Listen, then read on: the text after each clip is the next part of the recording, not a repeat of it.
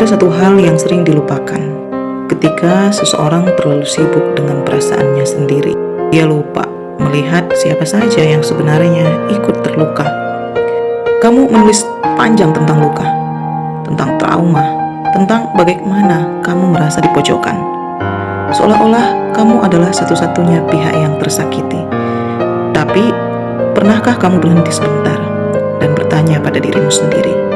Di balik cerita yang kamu tulis itu, ada seorang perempuan lain yang juga harus menelan luka karena ulahmu. Perempuan yang bahkan tidak pernah berbuat salah kepadamu. Perempuan yang bahkan mungkin tidak pernah mengenalmu.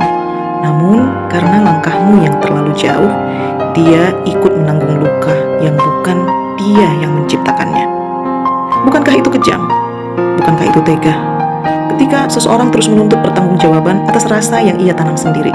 Sementara di sisi lain, ada hati lain yang harus menanggung akibatnya. Dengarkan ini baik-baik. Perasaan yang tumbuh di hatimu sudah bukan menjadi kewajiban laki-laki yang memilih keluarganya.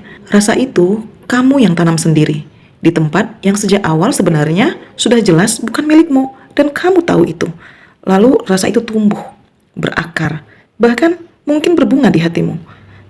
Tapi apapun yang kamu tanam di tempat yang bukan milikmu, pada akhirnya tetap menjadi tanggung jawabmu sendiri. Jadi obatilah lukamu sendiri. Tidak perlu menagih penjelasan, tidak perlu menuntut permintaan maaf, dan tidak perlu kembali mengusik kehidupan yang sudah memilih berjalan tanpa kehadiranmu. Karena ketika seseorang memilih pulang kepada keluarganya, itu bukan sedang melarikan diri, itu adalah keputusan untuk menjaga rumahnya.